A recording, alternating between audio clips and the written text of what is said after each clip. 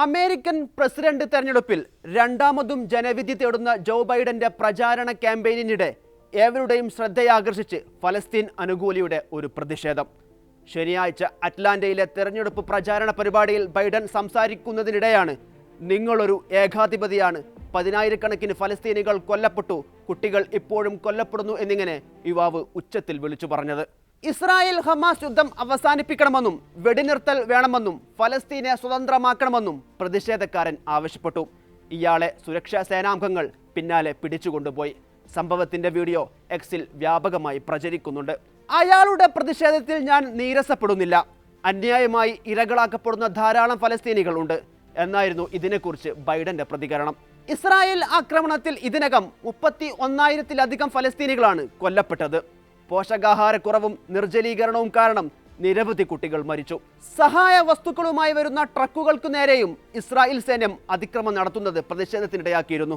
അതേസമയം നെതന്യാഹുവിന്റെ നടപടികൾ ഇസ്രായേലിനെ സഹായിക്കുകയല്ല, ദ്രോഹിക്കുകയാണെന്നാണ് ജോ ബൈഡൻ ഒരു ടെലിവിഷൻ അഭിമുഖത്തിൽ പറഞ്ഞത്. നിരപരാധികളായ ജനങ്ങളുടെ സുരക്ഷയുടെ കാര്യത്തിൽ അദ്ദേഹത്തിന് ശ്രദ്ധയുണ്ടാകണം. ഇസ്രായേൽ യുദ്ധരംഗത്ത് അതിരുകടക്കരുതെന്നും ബൈഡൻ പറഞ്ഞു.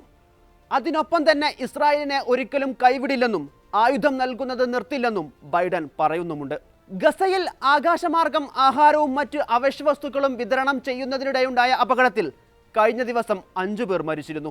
വിമാനത്തിൽ നിന്നും വിതരണം ചെയ്ത വലിയ പെട്ടികൾ ഘടിപ്പിച്ച പാരച്യൂട്ടുകളിലൊന്ന് വിടരാതെ താഴേക്ക് പതിച്ചതാണ് അപകടത്തിന് കാരണം. സഹായം കാത്ത് താഴെ നിന്നവർക്ക് മേലാണ് ഇത് പതിച്ചത്.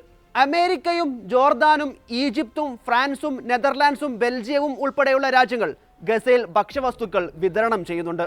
നിലവിലെ അവസ്ഥയിൽ മുന്നോട്ടു പോയാൽ ഗസയിലെ ജനങ്ങൾ പട്ടിണി കിടന്നു മരിക്കുമെന്ന് ഐക്യരാഷ്ട്രസഭ നേരത്തെ മുന്നറിയിപ്പ് നൽകിയതാണ്. അതേസമയം റമദാന് വെടിനിർത്തൽ നടപ്പാക്കണമെന്ന ചർച്ച തുടരുന്നതിനിടെ ഗസ മുനമ്പിൽ ആക്രമണം ശക്തമാക്കിയിരിക്കുകയാണ് ഇസ്രായേൽ.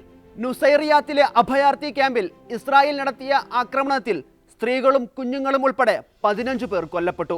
ഒക്ടോബർ 7 മുതൽ നടക്കുന്ന ആക്രമണങ്ങളിൽ 30,000-ലേറെ ഫലസ്തീനികൾ കൊല്ലപ്പെട്ടെന്നാണ് കണക്ക്. 72,524 പേർക്ക് പരുക്കേറ്റു. ഗസയിലേക്കുള്ള വഴികൾ പലതും ഇസ്രായേൽ അടച്ചിട്ടിരിക്കുകയാണ്. അതുകൂടാതെ കടുത്ത നിയന്ത്രണവുമുണ്ട്. റമദാൻ വ്രതാരംഭത്തോടെ മസ്ജിദുൽ അക്സയിൽ നിയന്ത്രണം ഏർപ്പെടുത്തിയതാണ് അതിലൊന്ന്. 40 വയസ്സിന് മുകളിൽ ഉള്ളവർക്ക് മാത്രമാണ് അനുമതി നൽകിയിരിക്കുന്നത്.